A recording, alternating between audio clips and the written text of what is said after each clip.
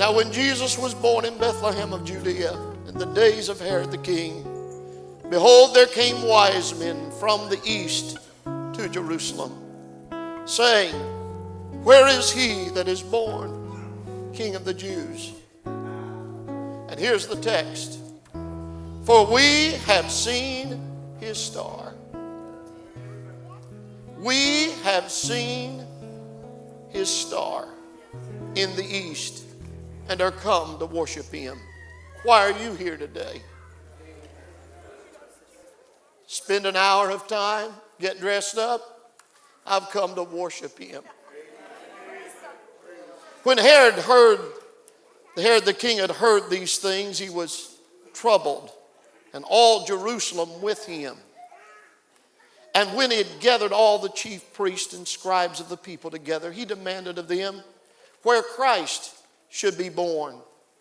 And they said unto him, in Bethlehem of Judea, for thus it is written by the prophet, and thou, Bethlehem, in the land of Judah, art not the least among the princes of Judah, for out of thee shall come a governor that shall rule my people Israel.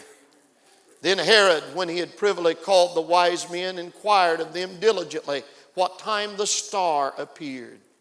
And he sent them to Bethlehem and said, go and search diligently for the young child. And when you have found him, bring me word again that I may come and worship him also. And when they had heard the king, they departed. And lo, the star, there it is again, which they saw in the east went before them, till it came and stood over where the young child was. When they saw the star, they rejoiced with exceeding great joy.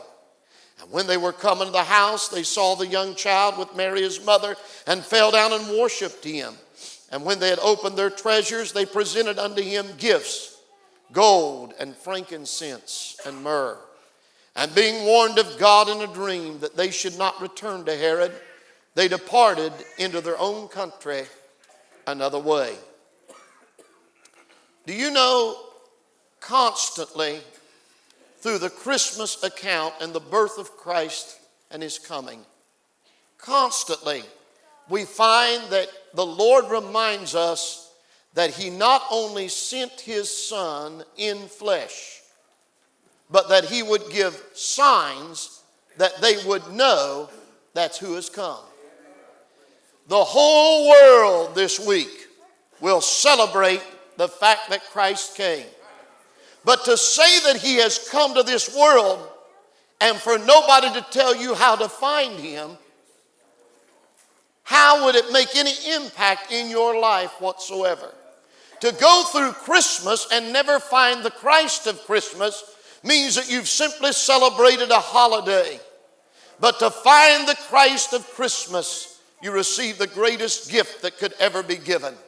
So the Lord said, you'll have a sign. He told the shepherds, here's the sign. You'll find the babe wrapped in swaddling clothes. These wise men, we don't know how many there were.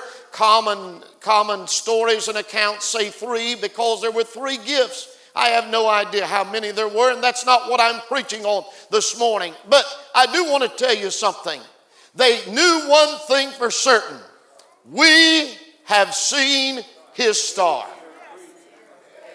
Now that tells me a few things. First of all, that star must have been different from every other star. That star, it doesn't say multiple stars, it's his star. It's different because he is different. And he is the one that makes the difference in each one of our lives today. Here they looked with the human eye as you look out across the thousands and thousands of stars that's in the sky. One star made the difference for them, and they knew it was his star, for that was the star to lead them to Christ. You know something? The Lord sometimes just seems to give us a different star in our life to say, you've not only heard about Jesus, but I'm going to hang a star to help you find him. And sometimes we need to find him because of all the times to see stars, we not only see that it was different, but you see stars best when it's dark. Stars shine the brightest when it's dark. I know this is Christmas, but I also know that we are people that wander through life on a journey, and sometimes life gets dark. I'm not asking you this morning, do you have a night? Everybody in here has a night experience. We all go through times of darkness, but faith learns the lesson. Walk in the darkness toward the light. I'm not asking you, do you have darkness? I'm asking you, do you have a star? If you have a star, you'll press on through the darkness. It doesn't matter how dark it is around you. I've come with a message of great joy this morning that regardless how dark your day may be, your life may be, your night may be, God will hang a star that'll lead you to Christ through your journey if you'll follow the star. You come this morning and you say, oh, what a time of great celebration. None of us know what's going on in homes and lives here in this sanctuary this morning. Nobody knows the dark times that people are facing. Some come today with great darkness because this is their first Christmas that they've gone through without a loved one in their life. A mother, a father, a brother, a sister, a grandparent, somebody that they love dearly, their children, a neighbor that they were close to, a friend they were close to. It may be dark, but I've got good news. We have seen His star. Some of you come wondering, will this be the last Christmas that I'm in this world? Sickness has come into your life. There were so many that are so sick that wanted to be here this morning, but they can't be, and it's dark. Some of you have come home without your loved ones. They said, you go. They're trying to connect to the church as best they can, even though it's dark through your sickness, even though your disease has not been healed yet. May I remind you, we have His star to lead us and His star to guide us.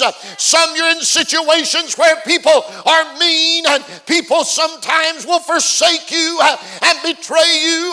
Some, the love of your life has walked out of your life and now you're alone and it's dark, but I've got good news for you. We have seen His star, and the darker the night, the brighter the star, and the more that His star shines, the more we know the direction to go with God. And don't you worry, God sees the darkness, but people of faith press on through the night, saying, I've got to see the Lord, I've got to reach Christ, I'm going to find Christ no matter what. It's dark, but we have a star. Something else that caught my attention.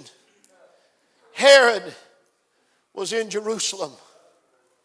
These men were from the east. Now, that day and time, the east to the people of Jerusalem was as far as they knew the world existed. In other words, they were at the farthest point. They were as far as possible away from Jerusalem as you could get. But the star still reached them. Some of you are as far from Christ you feel as you can get. Some of you feel like I can't go any farther away from Him than what I am this morning. There's others that you look back on your life, and the reason that Christmas means so much to you, you remember a time in your life where you was as far from Christ as you could possibly get. And the Christian message of Christmas meant absolutely nothing to you. You could have cared in the least about any of it. It was just time for another party, time for another being out on the world and try to do what the world wanted you to do. You were so far and life was so dark. But I've got good news. You can't get so far that the star can't reach you. God will have a way to bring the right one at the right time. Not only the star of the Holy Spirit, but the star of the saints of God. If you're here this morning without Christ, somebody prayed for you and somebody invited you, somebody brought you. That's your star this morning to bring you to Christ. Regardless how far you are from Him, there's still light in the darkness. And something about it, when the star reached them, the star drew them. They had to immediately start the journey. Some of you are saying, you know what I'm going to do? I'm going to wait until it gets daylight. When it gets daylight, I'm going to start serving the Lord and I'm going to start following the Lord. I'm going to wait until the day breaks. No, you need to start the journey today. Right now. He's shining all around you. You've seen him everywhere this morning. He's from pew to pew. He's from front to back, side to side. You've seen the presence of God everywhere. You ought to start the journey and you ought to start it right now. Don't put it off another day. Don't wait another minute. You ought to start the journey immediately. No matter how far you've gone, he'll reach you. And isn't it funny who he'll bring into our life to reach us?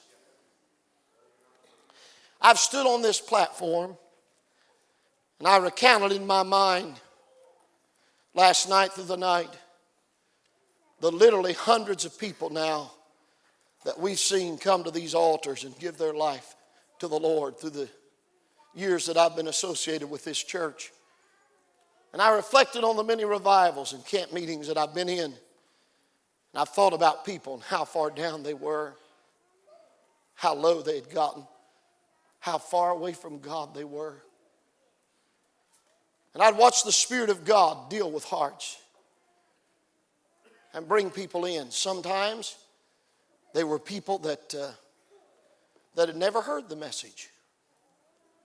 They just made up their mind when they were young. They didn't want anything to do with God, anything with the church. I've always been overwhelmed at this. Somebody that's never heard a sermon in their life. How do you think it is that they can come to a church that they've never been to before? Park in a parking place that they've never parked in before. Come in and meet greeters that they've never met before. Sit in a pew that they've never sat in before.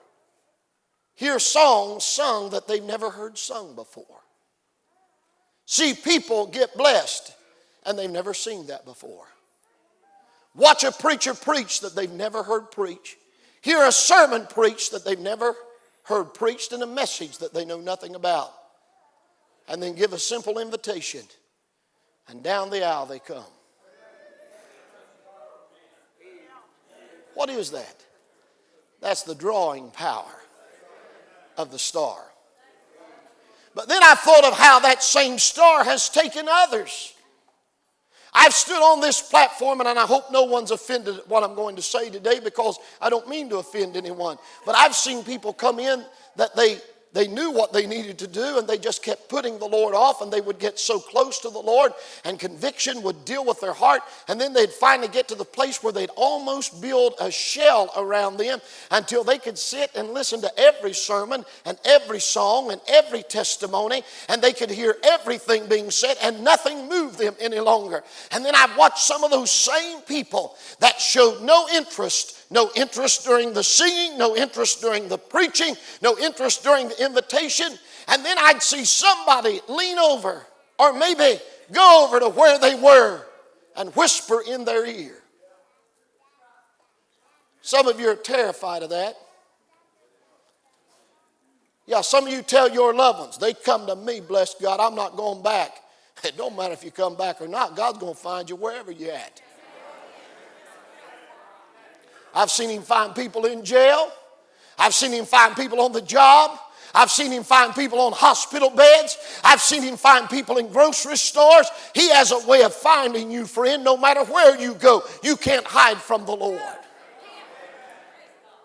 And then sometimes, here's what's difficult as a pastor. Sometimes you know things that you can't say to anybody else. People have confided in you. And sometimes when I've talked to them about their soul, they're very honest. And they'll look at me and they'll say, well, I tell you why I'm not saved. It's because of so-and-so. They cheated me. They lied to me. They stole from me. They told stories on me. Where's all the shouting at now? Hey, I'll guarantee you the devil will send a stumbling block in your life. And I can tell them 1,000 times over, don't look to people. Look to the Lord. Yes, sometimes they'll even say, I tell you why, because I saw a preacher that preached and didn't live the life and fell by the wayside. And all of that's true. I can't change any of that. But I've seen them name names. Hey, do you know something? You may not be as wonderful as what you think you are. There may be somebody here today sitting in this same church that hates your guts. Join the crowd. They got all kinds of things in their mind made up about you. Some of them, they don't even know you. They just looked at you and said, I don't like you. Yeah, it happens a lot. It happens a lot in churches. People watch people come to the door and make up their mind instantly if they're going to love them or not love them. Hey, if you're saved, you better love everybody. Everybody. I stood right here one day and I saw somebody touched to be the star for somebody else. They left their seat and went to that individual. Now, I'm being honest as your pastor. I wouldn't be dishonest anyway. Shouldn't say that.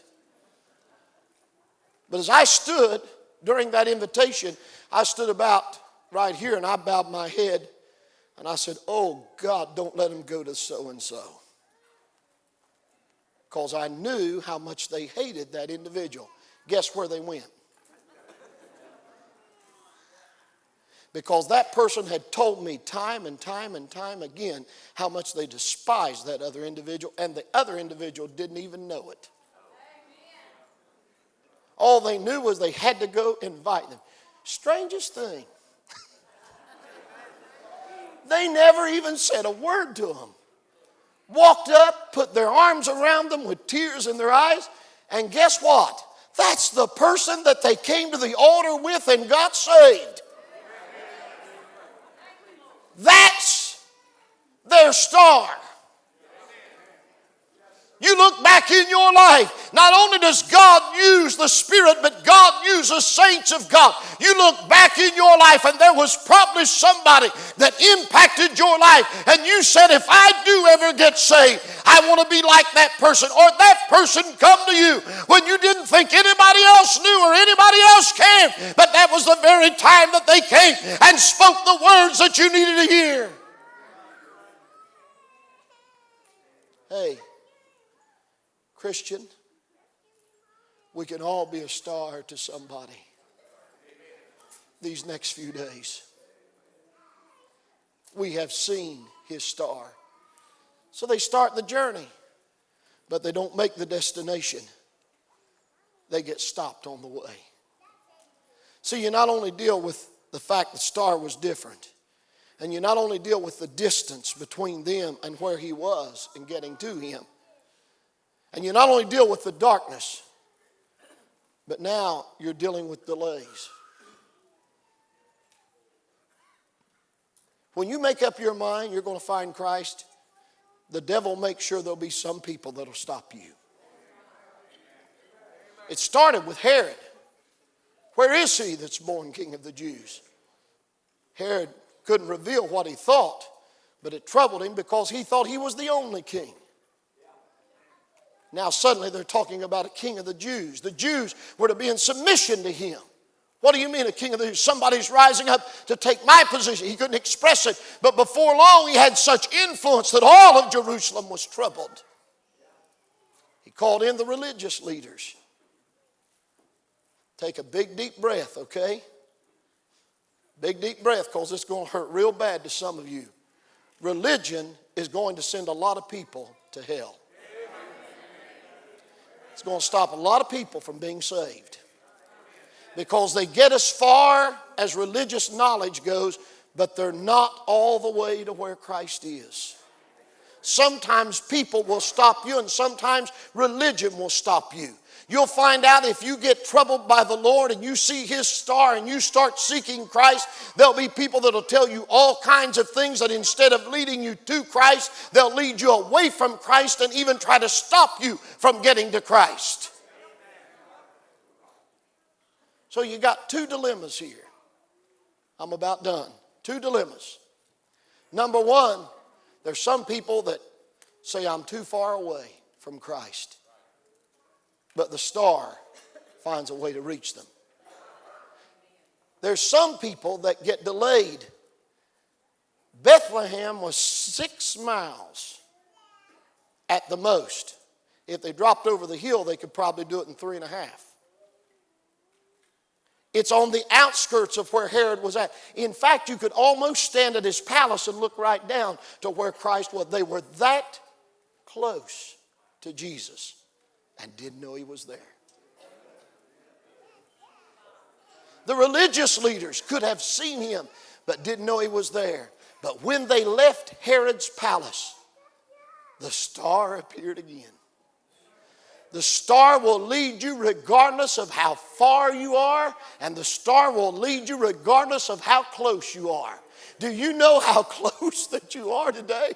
You're so close that heaven has come down and it's all around you. Christ is just outside the door of your heart wanting to come in. You're that close to Jesus this morning, and all you have to do is look to him, but you're saying, I'm so close, but I still can't seem to find him. I come to church, but I still can't find him. I'm praying, but I still can't find him. I'm seeking, but I still can't find him. I've got good news. We have seen his star.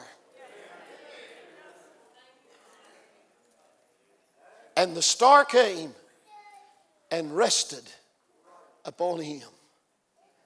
No doubt who he was or where he was. When they found him, they worshiped him.